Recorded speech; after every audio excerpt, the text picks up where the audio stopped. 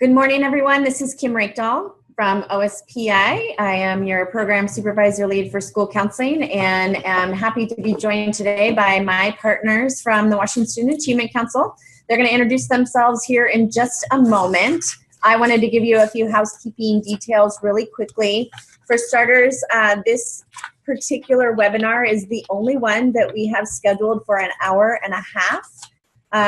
Obviously, if you cannot stay that long, just know that this will be recorded and posted on the WASF's Ready, Set, Grad website once it's been edited down and transcribed. So it takes a little bit of time, but we will get it up there for you if you need to go back and access any information that you hear today.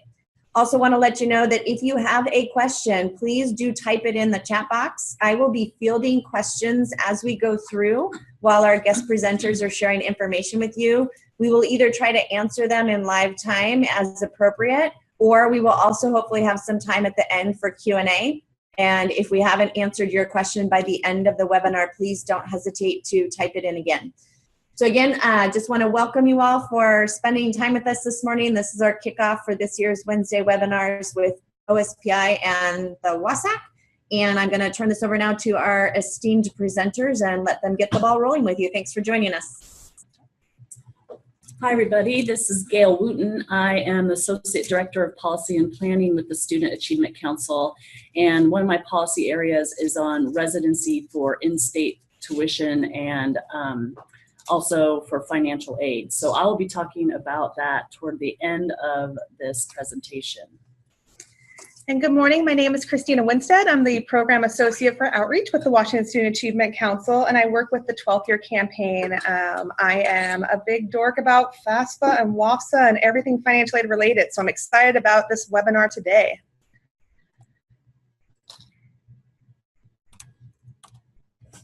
So we'll go ahead and get started. We're going to talk about financial aid updates for the FAFSA, the WASFA, and we're going to talk about residency standards and some updates.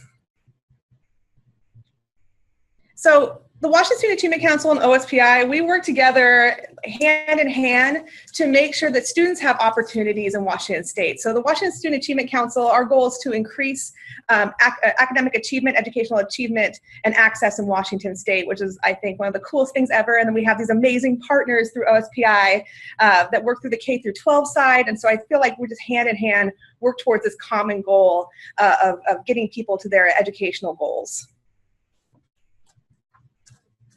So this webinar is the first of the year. There are going to be several webinars this year. I've listed them here on this slide. I encourage you, they're also going to be posted if you can't make it to the actual webinar. We encourage you to listen to the webinars afterwards. It's a great, webinars are wonderful. You can pop some popcorn, relax, and listen to about all these different topics. And we have some wonderful topics planned out this year.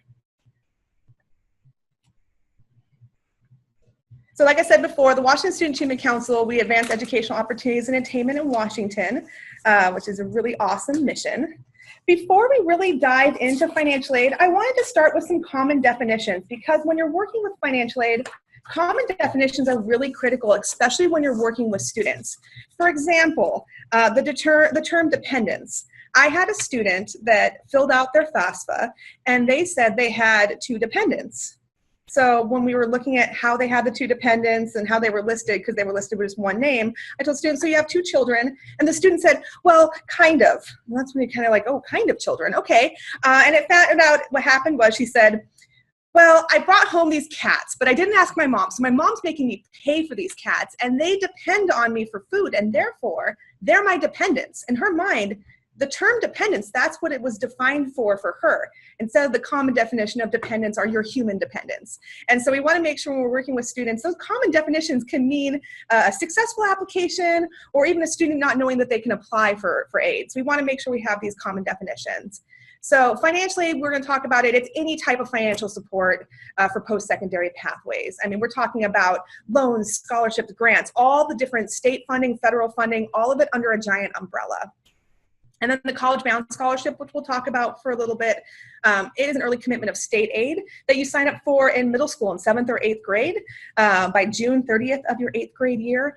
And they have to meet eligibility requirements in high school when they graduate by completing a FAFSA or WASFA. So your students who are in College Bound, if they're seniors, this is a real big year for them because now they are going to work on completing the requirements of that College Bound pledge. The FAFSA is a free application for federal student aid. I just want to emphasize the word free. I'm like the most frugal woman in Thurston County. It is a free application, not the $80 application. If a student says, I'm paying to apply for financial aid, that's a good time to talk to them about what website they're on. And the WASFA is the state application for aid. It's the Washington application for state financial aid. It is also a free application. No student should have to pay to apply for financial aid. Again, if they say that they are being charged, typically it's around $80, it means they're on a site that's going to submit that information on behalf of the student, even though the student could do it themselves in the same format. Another real important piece that you're going to see that we'll talk about is the SAR, the Student Aid Report. That's what a student gets at the end of their application to see a summary of possible potential aid. It's a wonderful thing that all students should print up. And then your EFC is that expected family contribution. And when we say college institution, we mean any post-high school opportunity ranging from certified programs through PhDs. So we want to make sure when we're talking about college, we're talking about it in this broad sense, because if we narrow that definition down, we narrow opportunities down. So financial aid, we're all about umbrella terms. In WASAC, we love our umbrellas. So financial aid is going to be consisting of 4 main categories: grants, scholarships, loans, and work study. So grants, those are those funds that when a student says they have a grant on their award letter, that's where I like, yay, you have grants. That is money you don't have to pay back unless you don't complete a certain number of classes attempted or your GPA drops below a certain point. So we don't want to talk about grants as free money because there are stipulations with that money. So when a student hears free, and if they don't attend classes and then, oh, all of a sudden they don't understand that they have to pay that money back. So it is money you don't have to pay back if you meet the requirements. And that doesn't mean that if you fail one class, you have to owe everything back. It means you have to maintain satisfactory academic progress. Scholarships, which I love near and dear to my heart. And the reason why I love financial aid so much is it provided me the opportunities I have today to do something I love every single day. And that's what I want for our students. And it doesn't mean just applying one application, but it also means applying for scholarships. These can be merit-based, income-based. There are scholarships for people who are left-handed. There's a duct tape scholarship where you make a prom dress and a tux out of duct tape, which may sound a little weird, but go look at them online. They're amazing. There's a zombie scholarship for all those Halloween people that you actually write an essay on what you would do in the zombie apocalypse, where you would go, and who you'd bring with you. There's a lot of scholarships out there. The truth is, there are scholarships that go unawarded every single year. We want to make sure that students are applying for them. So I've literally had to return funds to people that were donating because no one applied for their scholarship. And one of those scholarships was only 4 questions. It was a scholarship for soccer. The questions were, what is your name? Do you like soccer? So right there, that just tells me I don't even have to like soccer to get this scholarship. What have you learned playing soccer and how will you bring that to college? I could have said, my name's Christina. Sports ball, I guess so, because I'm an indoor kid, but you learn teamwork in soccer and I'll bring that to college. Money, please. But instead, I had to call them and return the funds because no one applied for the scholarship. You won't get every single one, but I tell students, be the student that applies. The next is loans. So loans are income-based, and there are federal and private loans that students can apply for, and they come in 2 different categories. There are subsidized and unsubsidized loans.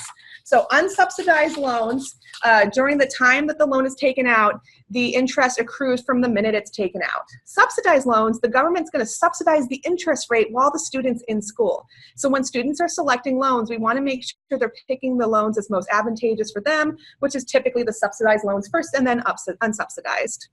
And then finally, work study. So there's a misconception with students. When they hear the word work study, again, that common definition is so critical because they think, I don't like working and I don't like studying. So the combo of those 2, hard pass. And that's not what we want students to understand.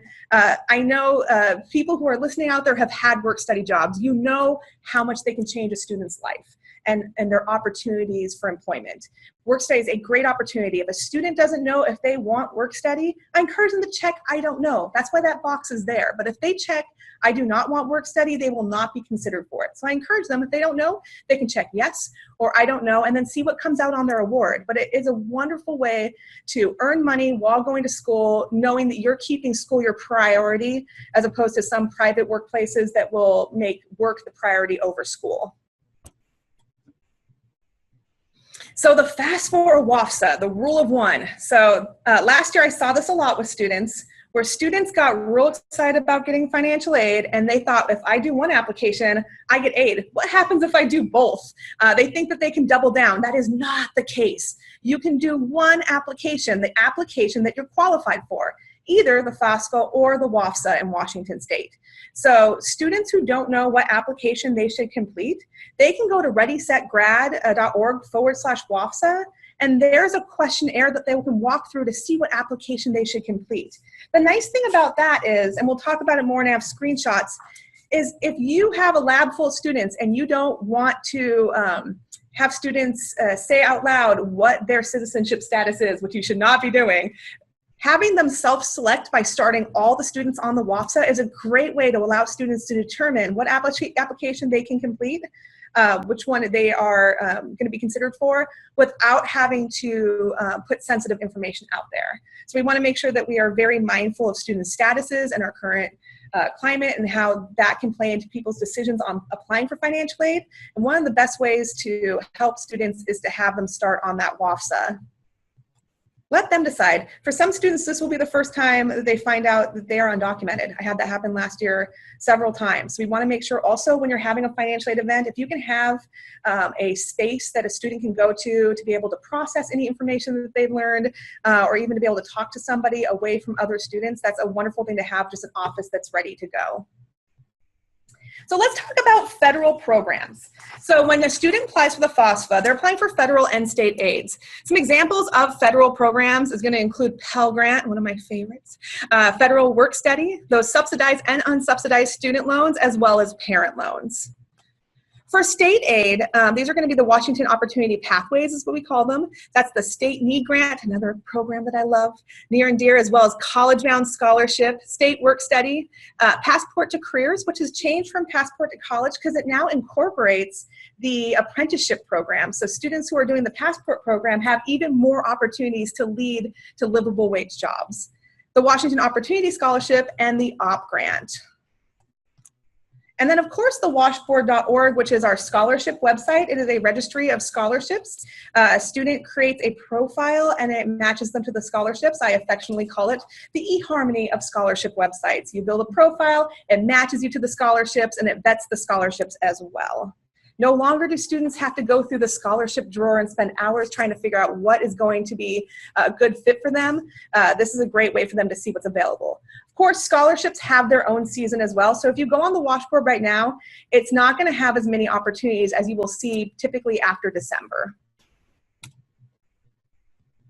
So something that's new this year is there have been some changes to FAFSA.gov. Number one is that they have a mobile responsive site. And what this means is their website will now be adaptive to different devices. So if you're using a tablet, it's going to fit the tablet, unlike before where you kind of had to scroll to be able to do everything. If you're doing it on your phone, it's going to fit to the phone screen.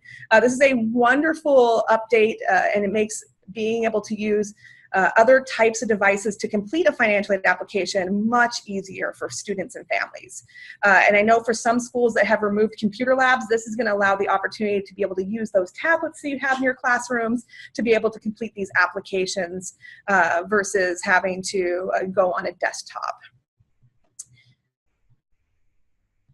When you log in for the mobile responsive site, it's going to have a little bit of a change. It's going to ask if you're a student, or if you're a parent, preparer, or student from a freely associated state. Now, everyone will say, okay, I'm preparing this. Again, common definitions. I'm a preparer. That's not the case. A preparer is someone who is paid to do this work. They have their own identification number, and it's a job that they have. So if you're preparing it and you're the student or the parent or a counselor and you're working with a student, you're not the preparer. Preparer is someone who's being paid to do this work outside of the classroom setting, and they have their own identification number. And then parents will be able to go in through this side to enter their information. You will want to make sure that you complete a save key, and if you're working in the same application as your student, you will need that save key to log into their application. I encourage them to use a 4-digit code or 4 letters that they will remember, and they have to have that until they complete their application. When you log into the FAFSA, it's gonna ask you at this point. So before on the home page, it said, do you have an FSA ID? Here's where you go to get one. Now it's waiting until you try to log into the FAFSA to ask if you have an FSA ID. And if not, this is where it's gonna prompt you to create that FSA ID.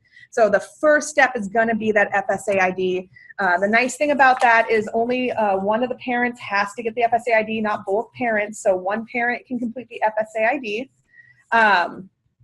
The nice thing about having your FSA ID is that you can use what's called the data retrieval tool. So instead of hand entering all of your tax information, some families will be able to have that information directly imported from the IRS. The data retrieval tool will require you to enter in the address in which you filed your taxes the previous year, exactly as listed on the paper. So you want to make sure, it includes, like, if you put your name down and you put a space after your first name, and they're considering that a character. So you want to make sure you have access to those taxes, that families will be able to have access to the taxes to be able to enter that information accurately to have it transferred over. The other part about the data retrieval tool is that the data is masked. So when it's imported, the parent is not going to see, and the student's not going to see the actual numbers. It's just going to say transfer from the IRS.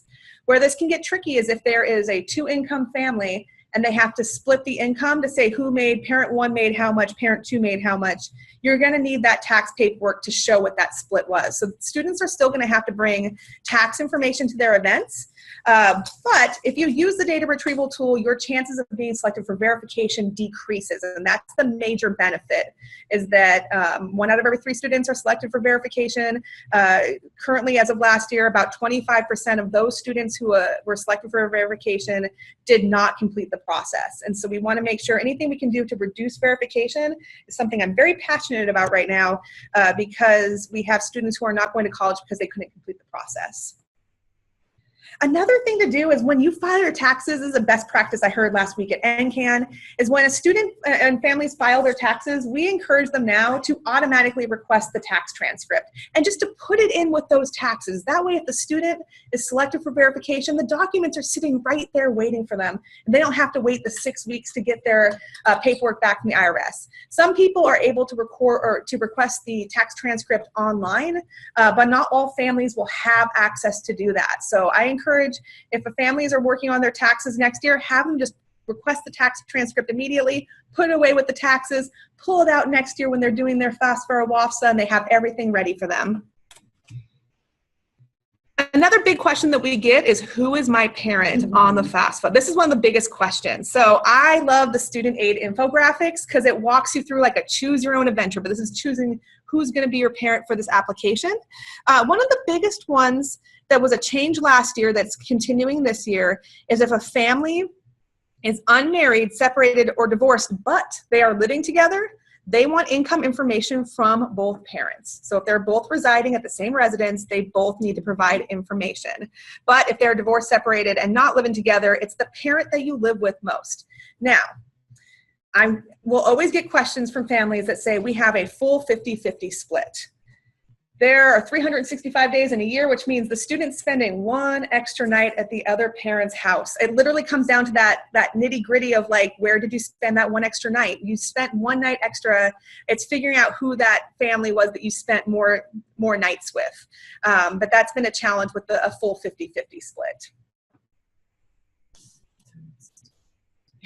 There's an odd number of days, so we know that they spent 1 extra night with the family. So The common mistakes that we see in the FAFSA, as well as the WASFA, legal information. So when a student's setting up their FSA ID, that is a legal document that they're doing. So we don't want nicknames or, we had to get quite a few changed because of nicknames that they used. It's going to be the information that they have on their social security card. When you're setting up an FSA ID, when a student's setting it up, so the worst thing I heard one time is I walked into a computer lab, we're doing FSA IDs, and I hear, just make it up. And I hear, just make it up, and I panic because we're doing a federal form. What are we just making up? The entire lab was just making up their social security numbers because they didn't know them, but they thought any number would do. We had to spend an entire day on the phone with federal student aid, detaching social security numbers from names that were not an accurate match, and allowing them to create their new FSA ID. If they don't have the information to create it, it's A-okay. Have them get that information, make it an accurate document as opposed to coming up with stuff, because it takes so much more time. To set it up, it's pretty easy, but to go back in when there's been an error, it takes more time and sometimes even takes a phone call to the federal government. When they're doing their FSA ID, they also want to make sure that they are writing down that information. We have an FSA ID worksheet that students can use and parents as well, but they need to write down that information. Every year when I go into computer labs and help students, I will have students that will create, and families too, that will create their FSA ID and within 5 minutes have no clue what the FSA ID is, don't know what their password is, don't know what their challenge questions are because they went through it so quickly. If you can't remember any of those things, they make you send in a copy of your driver's license or state ID to verify your identity, and that takes 2 weeks. So you want to make sure that in this process, they're taking it slow and steady and being accurate. Income's another one that will be entered in incorrectly. So students will sometimes enter their family's income under their own income, and then it shows a double income of what the parental income was. So you want to be very careful. The flag at the top that says parent, they're asking about parent income at that point. If it says student, it's student income. Same with tax information, entering in the wrong lines. Marital status, so it'll ask what is the marital status as of today. So they want to make sure that the students will accidentally put their parents' marital status, not their own marital status, in that box, while students who say they're married but they're not, or divorced but they're not. Household size is much easier this year. We're very excited because they have a worksheet.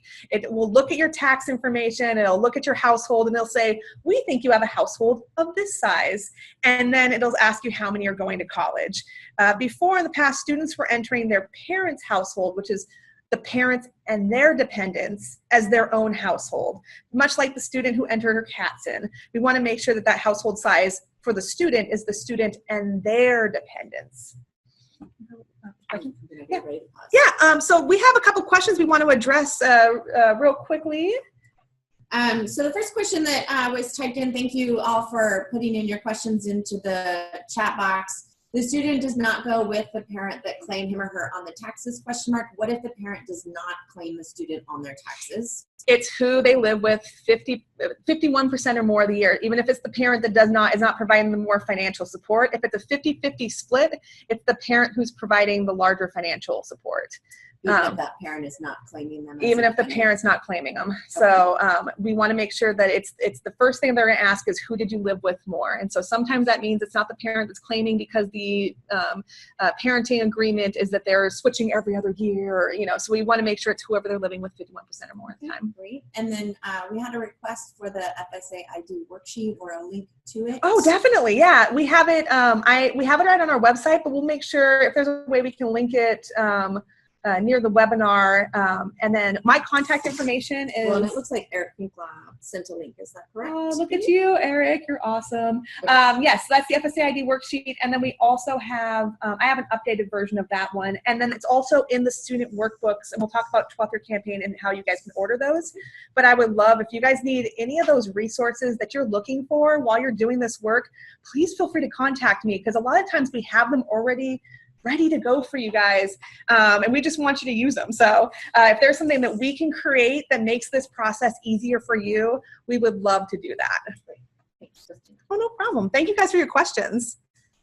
So the other thing that we'll see is an error in the number in college. So students will think, okay, I'm going to college, but they'll forget about their siblings or maybe a parent's planning on going back to college. This is the time when you will see students completing their financial aid applications, but parents thinking about what their opportunities are, especially now that their children are going to be going off to college. And so if a parent's applying for college too, they're going to make sure it's the number of people who are going to college the following year. That can impact your aid. So if they miss that question and just put themselves, it can impact their aid. We want to make sure that they are getting the most amount of aid they're eligible for. When you're having a financial aid event or you're working with students for financial aid filing, you always want to consult a financial aid expert if the student has children. If they have informal living arrangements or are at risk of homelessness, we want to make sure that they are getting connected with their district liaison to determine McKinney-Vento status, because that can truly impact how they complete the FAFSA. If the parents are refusing to provide information and the student is dependent, this is where you want to consult the financial aid expert at the college the student is going to determine possibly a professional judgment.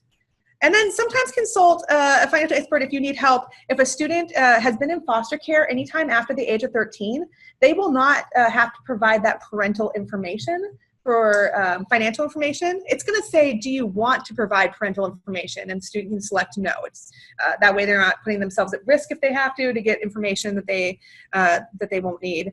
Emancipated minors and legal guardianship. So if you have any questions on that, it's great to consult that financial aid expert, but definitely if you're working with students with children in informal living arrangements, because that can determine if a student is at risk for homelessness, which impacts their aid greatly.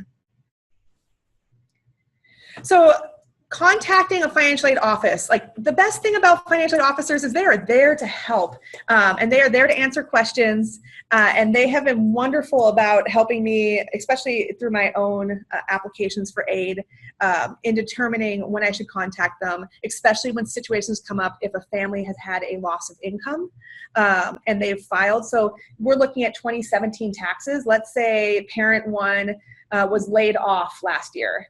What ends up happening then is it's going to show on their taxes that they have a different income. That's when they're going to want to talk to the financial aid officer to say, listen, there's been a change of our income since our taxes, and they can do what's called a professional judgment and reassess the current income level. Especially if it's a drastic change, you want to make sure you reach out to them. If the financial aid award is not affordable, you can still reach out to that financial aid office and say, is there any other assistance? You're not gonna be able to haggle on the tuition costs. I've had people say, well, I'm just gonna call and haggle and tell them like, you know, you guys want this per credit hour and we're gonna pay this. That's not quite how it works, but you can ask them about other financial aid opportunities. Are there any scholarships that are in danger of going unawarded? Do you have any other financial opportunities for me to be able to pay for these classes?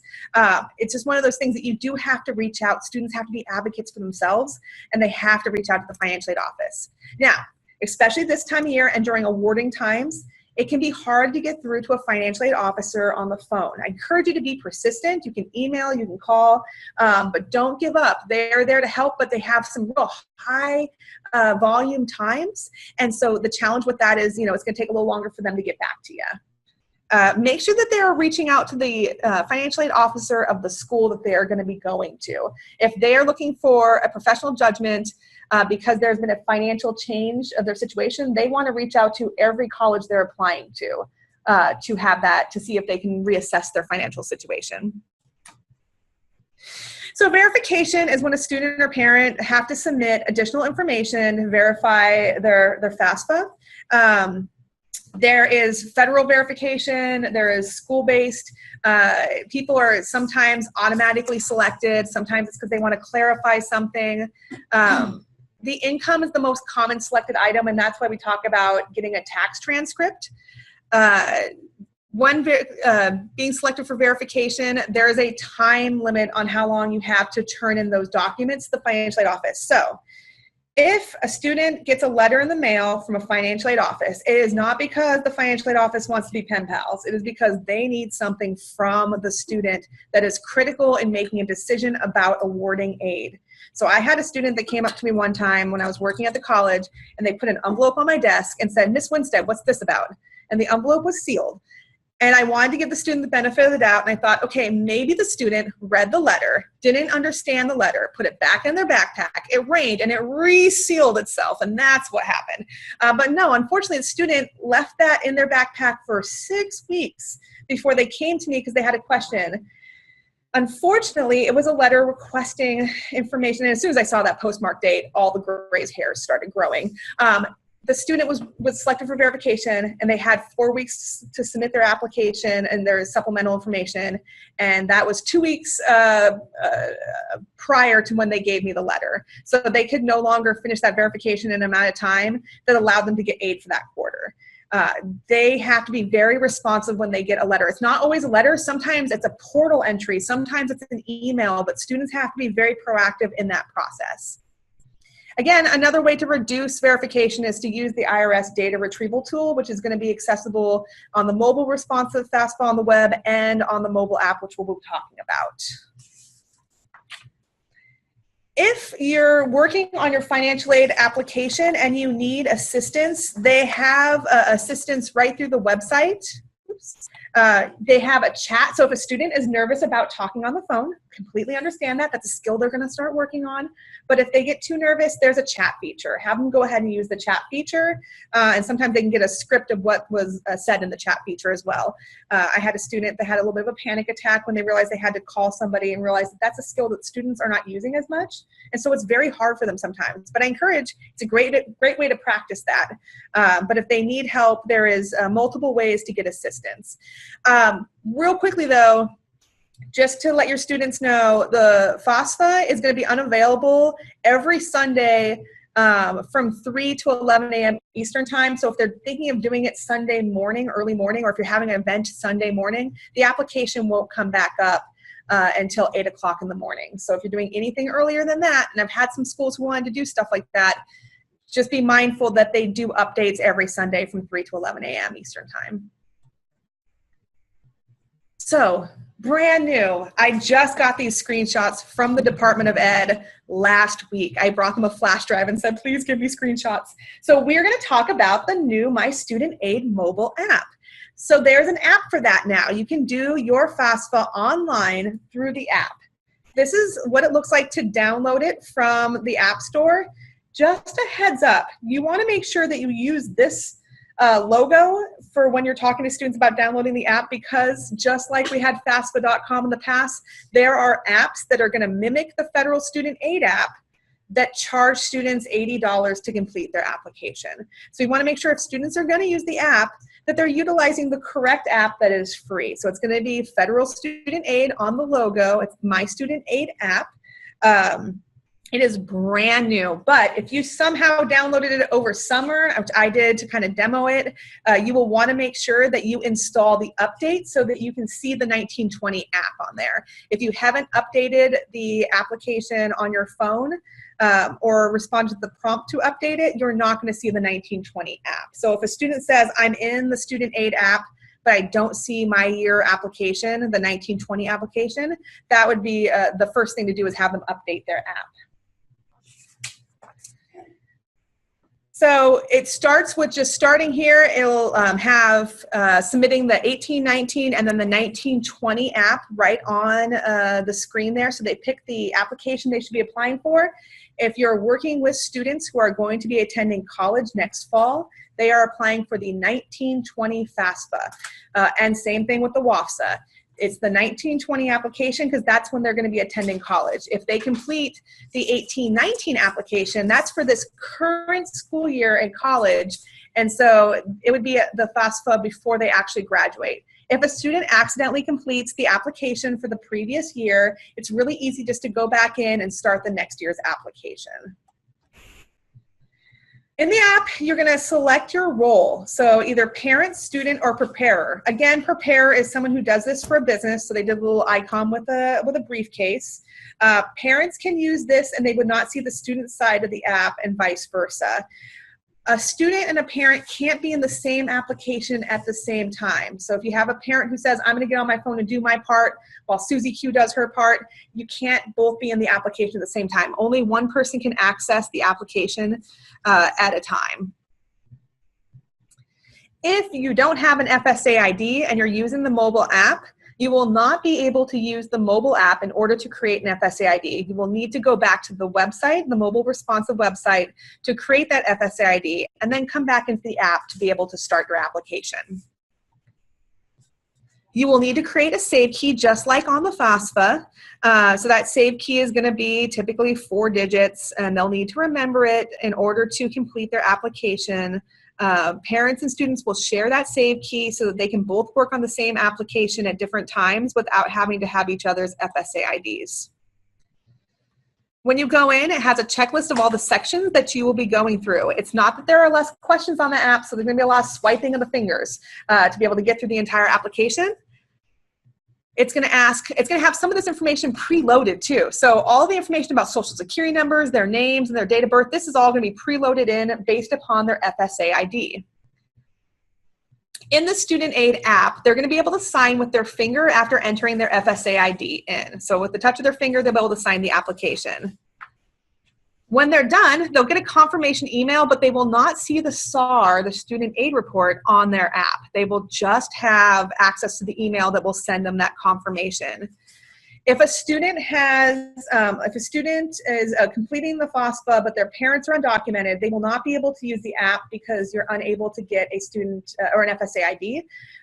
So those students, the student can use the app for their part, but the parent's going to have to go into the FAFSA on the web and complete their portion. So if they don't have a social security number, the parent will put zeros in instead of a social, and then they will be able to sign a paper copy of the signature page and send it in.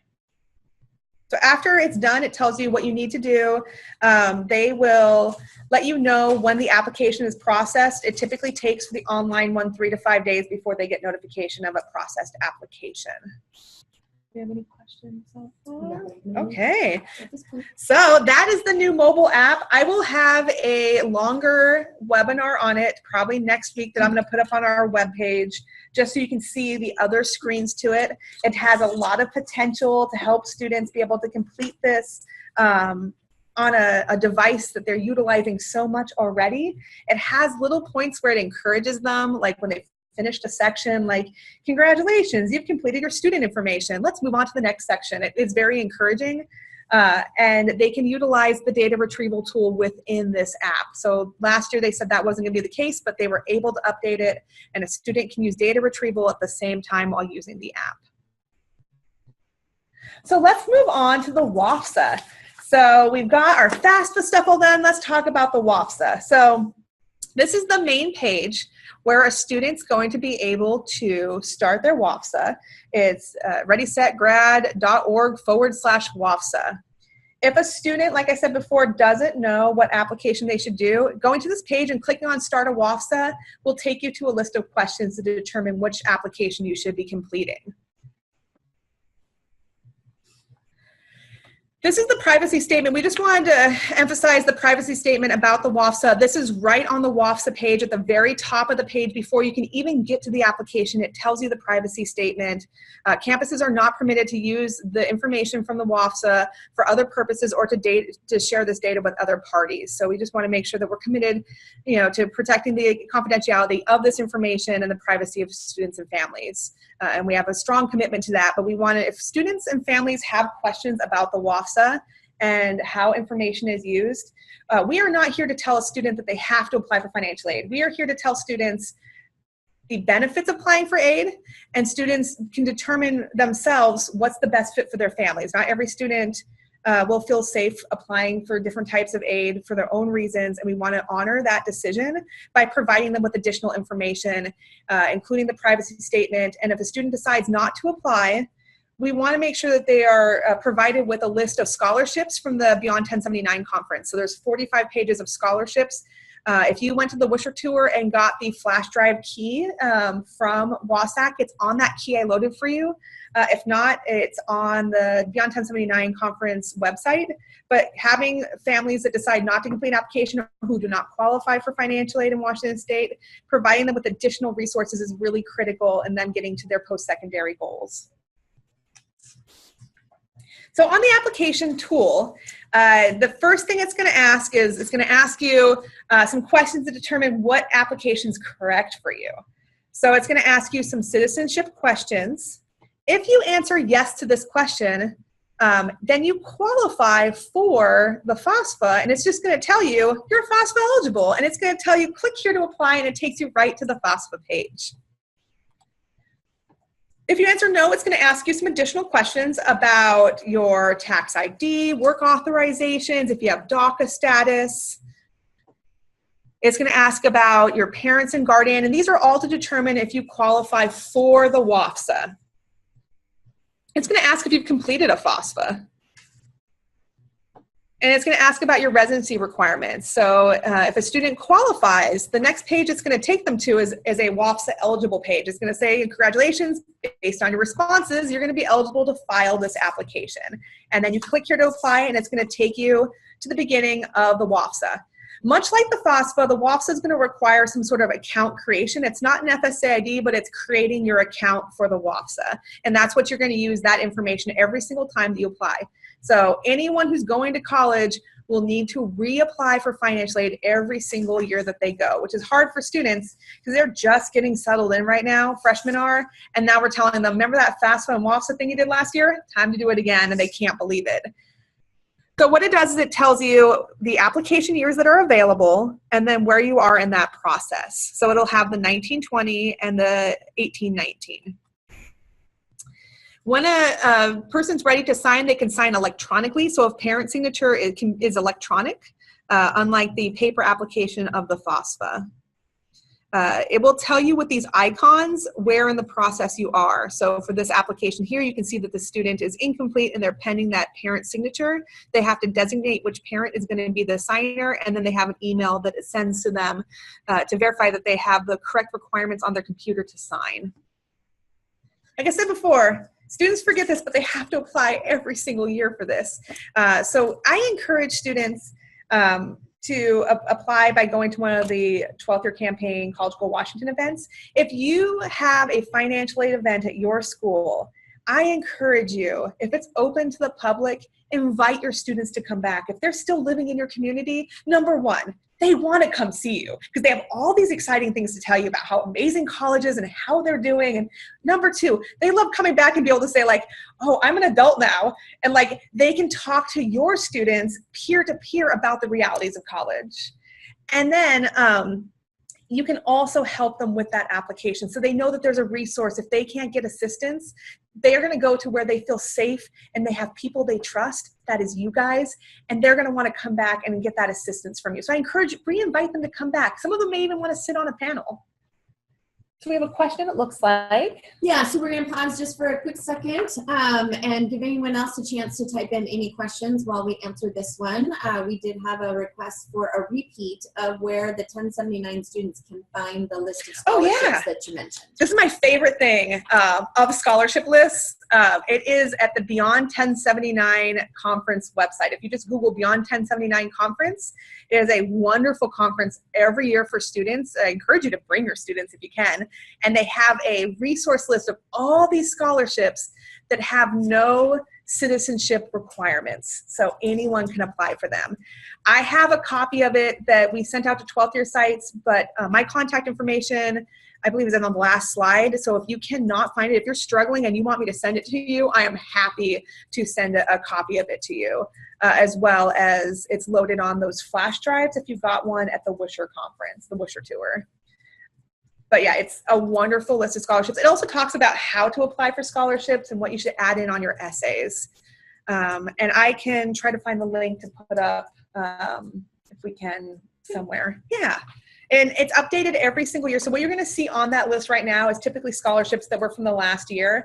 But a lot of those are annual scholarships, so you can start kind of planning when to apply for the next ones. It is one of my favorite things in the world. Okay. Don't have any other questions coming in yet, but I'll let you know if we get more. Thanks for taking the time to answer. So another thing that we want students to do is consider the merits of work study and employment and internship possibilities. Those of you who have been work study or have had internships, you know the impact that those opportunities have on students in broadening their horizons about opportunities for employment and even just new fields that they may love. And so I encourage students to think about, is this going to be a good fit for me? Get to know your financial aid officers. Oh my gosh, they're a wealth of information. Get to know them. Have your students get to know them.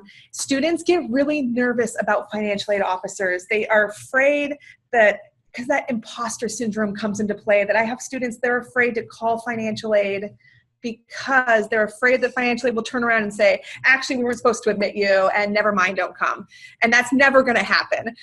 So they get really scared. But financial aid officers, they know so much, and they're willing to help, so you might as well have them make those connections now, because that's going to be their student's financial aid officer for the next 2 to 4 years.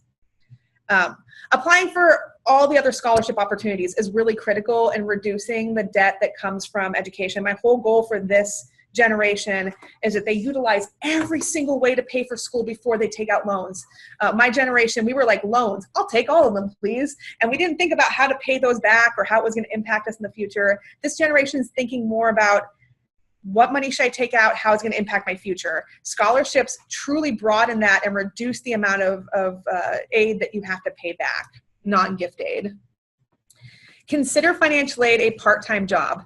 So I used to fill out scholarship applications every other weekend. Of course, that went with pizza. So I encourage, if you can have a scholarship night, I find that this generation of students are pretty humble about their amazing things that they're doing. And so sometimes they will not put those in their essays. But their friends will humble brag about them like there's no tomorrow. So if you have students fill out their essays and then pass it to a friend, the friend can supplement, hey, did you remember when we volunteered and did this? Or, you know, you've been doing this for 4 years. I had a student that she works every summer and takes all the money that she earns every summer, and she donates it to build a school, I think it's in Honduras. And she actually visited and spent her own time there in the summer. And I told her, I said, you may want to talk about this work that you're doing in your essay. And she said, I don't want to talk about that because that's bragging, number one. And number two, everyone's doing something like that. That doesn't make me stand out. She truly didn't realize that her peers weren't doing that same work every summer. And so we had her write her essay on her experiences, and it was amazing. So reminding students about that is really critical. Telling them it's okay to brag. This is when they want to brag about those amazing things they're doing, and how this investment of someone else's money into them is an investment in their community and in the future, because they'll be able to take those skills that they have earned while going to school, and they're going to be able to bring it back into their local community, and they're now going to be able to earn a livable wage, which is great for the economy. They're going to be able to contribute back to their community. So looking at that as an investment piece. So how can we help? So WASAC, we have event assistance. So I've been already to 3 events, and today is the 3rd day of the FAFSA and WASFA being open. So it's been wonderful coming out to your schools. We can help with, so I can't come to every single event. I'll preface that with, unfortunately, I am one person doing 12th year campaign. So I come to as many events as possible, but sometimes we can connect you with a financial aid officer if you're struggling. We also have a very general financial aid 101 presentation that's great for your financial aid nights. If you can't get someone to come out and do that presentation, we have it set up with slide notes, so you just have to read through it. I'll also be recording that as well. We have printed resources, posters, postcards, stickers, workbooks. All of those are free for 12th year sites. You just sign up and order your materials, and that's made possible because the Washington State Employees Credit Union has generously donated money to print those materials. I know how hard it is to print, specifically in color, when you're working in K-12, because my brother's a teacher, and I understand that my mom was a teacher too. So, you know, when you start splitting printer costs as a family, you realize it's challenging to print in color. So these materials are all in color. They're all free for you to use. So Christina, just to clarify, if they were wanting the FAFSA rep to come out to an event, do they go through you? Or one of the ways that I found was really helpful when I was still school counseling here in Olympia was our local colleges were very willing to have their actual financial aid folks come out to our event and to help staff it. And so I was fortunate. I live in an area where we have 3 different colleges, a 2-year, a 4-year public, and a 4-year private. And all of them sent a representative to our FAFSA workshops, as well as having folks from WASAC there as well. So do you have any insight for folks on how they could maybe finagle something like that? So I would start with your local financial aid offices, and this is why. when you're reaching out to those schools, these are your local colleges are going to be where your students typically are going to predominantly. Having someone who's there in a position of power from that school telling them that application was submitted successfully. Also, sometimes they'll help with admissions applications at the same time. It means so much more than me saying, yeah, that was done and it's all submitted. They look at me like what do you know? Because I don't work for a college, I work for a state agency. It helps them build those connections to their financial aid officers too. And it reduces that fear that they may have of someone who's in a position of power at the college who handles the finances, that they get to see these people and see that, oh, this person's awesome and they were really nice to me and they'll probably help me again. So it helps them make those connections. So I encourage you to start with your local colleges. Also, when you're planning your events, to be very mindful about organizations' conferences. So the Washington Financial Aid Administrator Conference is going to be next week. And most of the schools will send financial aid officers to that. That's a time where it's going to be harder for you to get a financial aid officer to come to your school. And typically those seem to be the dates we have the most events. And so trying to strategically plan your events around things like that will help increase the opportunities of having people come out to your school. And then if you're struggling, that's when I encourage you, especially if you're a 12th year site, to reach out to me, because if the schools can't send somebody, if I can't make it, we at least have the webinar that you can present, and we have some resources, but we might even have some private volunteers who've done this work in the past, miss working with students, and want to be able to help students in this way, but are retired from education. And so we might be able to connect you with a private volunteer as well. But definitely starting with your local colleges is critical because you want to make those connections for you and for your students. And sometimes they will send out student employees too, which has been amazing because they will talk to them about what to expect as a student. Christine, I would just add too, and thank you for that. I think it's great to establish those local connections with your colleges that are nearby. I realize not every counselor has access in a community to those colleges. So I also found in working with the college's financial aid offices, they were often willing to answer questions by phone or email, even if the student wasn't necessarily planning to attend that college, because they just wanted to make sure everybody was getting that right information. So that relationship building is really key though with something like that, so that those colleges know you might be sending people their direction for questions. Definitely. And I've had some colleges that have been willing to, they have someone on the road and they can't make it to the event in person, but they're willing to Zoom into the meeting, into the event. So there's a lot of ways that assistance can be provided. You also have access to the student aid assistance while you're doing your events. They run until 8 o'clock at night. And so you should be able to have access to that. Most of the events, wrap up around 9, so you can have access to the federal side of assistance until then as well. We have, the resource guide and toolkits. So if you're planning an event, but you have never planned a financial aid event before, we have toolkits that can help you with everything, how to plan it, who to ask for assistance, activities can help promote your event, things like that. And then if you're having a financial aid event, especially if it's open to the public, we encourage you to register it through WASFA through the 12th year campaign, so we can put you on our Google map. So we'll put a list of events all in a Google map, and that way if your students miss your event and they know that the high school down the road is having an event and it's open, they can go to that event as well. So we're trying to build kind of a network of resources and events for students so that they can attend, especially with sports season. It's hard for them to hit every single event, but being able to go to a different school's event has been really helpful. So the 12th year campaign, this is my baby, and it is a combination of the college application campaign, College Goal Washington, which used to be called College Goal Sunday, but people did not do it on Sunday, so it is College Goal Washington, and the FAFSA Completion Initiative, which is all that awesome data that you can access once you have a data sharing agreement and a non-disclosure agreement signed with us that will give you student-specific access to information about FAFSA completion, including if the student completed the FAFSA with errors, if they didn't complete it at all, if they are missing a signature, is another one, or if they've completed it and it's successfully accepted. It's also where you can see your FAFSA completion rates for your school and for the previous years. So all of our 12th year campaign sites, we encourage them. We have a +5 push where we are encouraging sites with a goal set of 5% higher FAFSA completion than their previous year. And if they do that, they get a framed certificate presented at the Summer Counselors Institute, as well as we presented them at the Wisher Tour. And we recognize the work that they've been doing for that 5%. And we had schools this year that just blew me away. I am so honored to do the work with you guys like this. We had one school that they doubled their goal and they got to 10%. And so anything that we can do to help you get to your completion goals, we are here to help. And so here's the completion map that we have. It will be updated every single Tuesday. So if an area looks like it doesn't have a lot of events going on, we will have more posted every single Tuesday. I do them Tuesday mornings.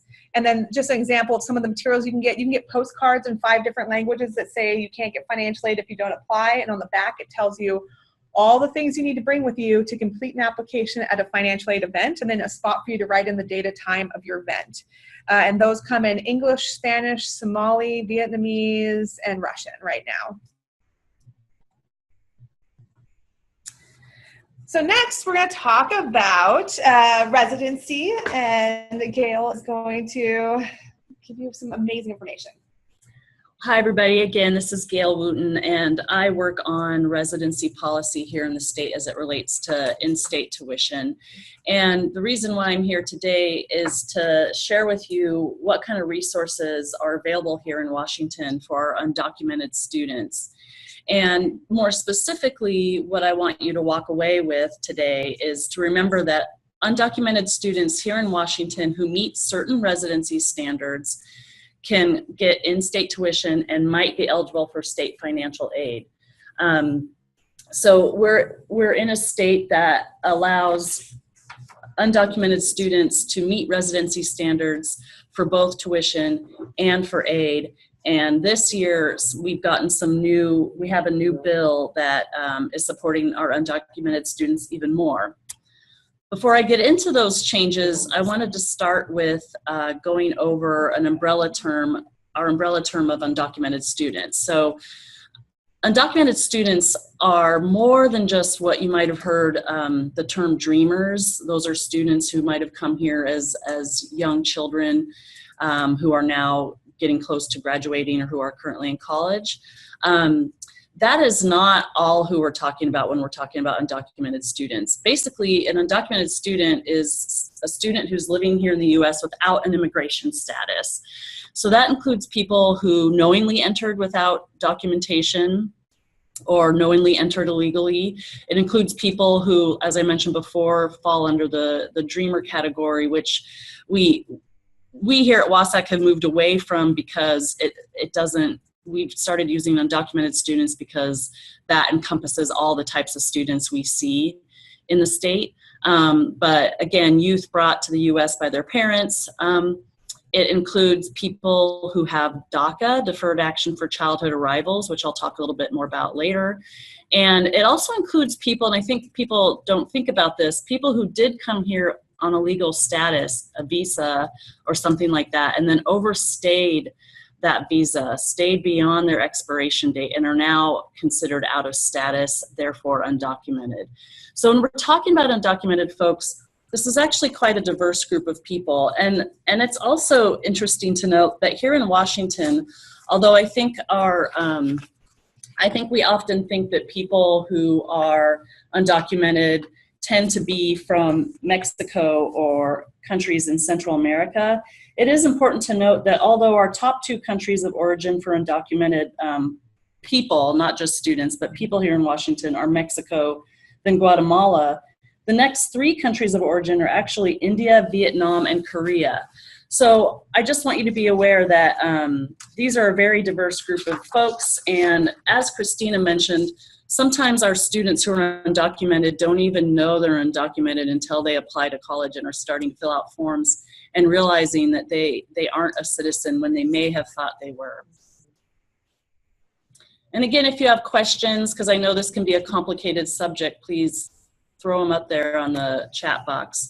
So as I mentioned DACA in the previous slide. There's a couple ways that our undocumented students here in the state there's a couple laws and policies that allow our students to get in-state tuition and to meet residency requirements for aid. The first is DACA. You might have heard about this in the news. This is essentially a federal executive order that was signed in during the Obama administration that is really a status that allows certain young people who came to the U.S. During a certain period of time, meet a certain age requirement. It allows them to avoid deportation for a 2-year period. What you might have heard in the news starting about a little over a year ago is that the federal government rescinded it, but injunctions have kept it alive, and it's actually still alive. There was a recent lawsuit that a federal judge struck down, but I believe it's going to probably we're going to probably see this in the Supreme Court at some point. But at the moment, DACA is still alive. However, people who meet the DACA criterion cannot apply for a new DACA status. So right now, the only people who can get DACA are those who currently had it. They can reapply, but the federal government is not taking new applications for DACA. However, here in Washington, we have a law that's been in place for quite a while now, 15 years, that gives certain undocumented students in-state tuition. And the way this law is written is it actually allows any student who meets these requirements to qualify. And that includes not just undocumented students, but U.S. citizens, permanent residents, non-citizens, and actually F-visa students. So you might have students at your school who are here under a student visa, and if they meet the requirements of 1079, which I'll go over, they also can qualify for in-state tuition and meet residency requirements for aid. So the reason why that law is written that way is because federal law requires that U.S. citizens have to qualify for these types of laws. So, and also just to note, Washington is one of only maybe about 10 states that allows undocumented students to get in-state tuition and to qualify for state aid. So, I'm gonna guess we're gonna continue to see resources available to our students here in the state. So let's talk about, when we're talking about DACA and 1079, how do those laws support, or policies support our undocumented students? This is a new situation that we really want you to walk away with remembering, especially those of you who have been doing this for a while. Starting this year, actually June, the residency requirements for state need grant and college bound, remember those are 2 state aid programs that we offer here in the state that students can only be considered for if they fill out the FAFSA or the WASFA. And in this case, these students would obviously be filling out a WASFA. Basically, the state need grant and college bound scholarship have the same residency requirements now. It used to be that they were different. It used to be that people with DACA could qualify for college bound, but people that met 1079 could not. But now people who meet the 1079 standard actually qualify for college bound and state need grant. And the 2 ways that undocumented folks meet the requirements to be able to meet the to meet residency requirements and therefore be considered for aid as long as they meet other requirements are people who have DACA, either current or expired. That's also new, the expiration part. So it used to be that the student had to have current DACA status. Well, now it's if a student ever had DACA status. My guess is most of you are probably not seeing students with expired status, but at the very least, it's good to know for those of you who might be supporting your students who have graduated and are still working with you a few years out. If a student has DACA, they basically go through the same process as their U.S. citizen friends. So the college is going to make sure that they meet the residency requirements for aid just like they would for anybody else. So that's pretty straightforward. If a student doesn't have DACA, the way they would be considered for in-state tuition or aid is through 1079. And that's basically a checklist which says that if the student lived in Washington for 3 consecutive years, specifically 36 months right before they get their diploma. They completed their full senior year at a Washington high school, and they resided in Washington after getting their diploma until they are admitted to college. They meet 1079. They have to sign an affidavit saying that they will apply to be a permanent resident as soon as they're eligible, but they've met 1079. They fill out that affidavit as part of the WASFA process. There is actually a paper form that sometimes students end up filling out, but we're trying to get to the point where students are signing that affidavit as part of the WASFA process. And once they do that, they'll get in-state tuition, and they'll also meet the residency requirements for, again, this is new, state need grant and college bound. And of course, there's other program requirements for those, but this is really great news for your students who might have signed up for college bound back in middle school, not knowing whether or not they would ever be able to utilize the benefit because they might have known that they weren't US citizens. So, and also note that this law also works for people who get their GED or an equivalent, but I'm assuming most of the students you're working with are getting their high school diploma. So if there aren't any more questions, I'll go ahead and move on to our final slide. Any questions? All right. So here is our contact information. I'll let Christina take over. So if you're looking for resources like the toolkit that I talked about, the student workbooks for juniors and seniors to help them make decisions on college selection and help them walk through the process of financial aid and admissions, all of those are going to be on readysetgrad.org. And if you just search 12th year campaign in there, it'll be under counselor and educator resources. And it will also have a list of our other resources. Gear Up is a wonderful program, and our Gear Up team at WASAC has said, we don't care if you're Gear Up or not, we have resources. If you want to use them, go ahead and use them. And they have some amazing resources in there, including newsletters in multiple languages. They have a scholarship, really cool scholarship exercise that helps students read some fake scholarship applications and then rank them on a rubric, so that they can see how scholarships are kind of ranked and what was missing from the application. And so it's a really cool tool to help them understand, like, you can write the most amazing essay in the world, but if you don't answer those prompts, it's not going to count. And so making sure that they understand how those are looked at and they can be their own scholarship reviewer. There's a lot of great resources there as well. The Washboard for scholarships. Our main WASAC site has a lot of great policy information on it. We're on the interwebs in the form of Twitter and Facebook. And so you'll be able to see just kind of reminder update posts about applying for financial aid and admissions. And with that, anything else to add? Does anyone have any questions? Life, liberty, and the pursuit of higher education.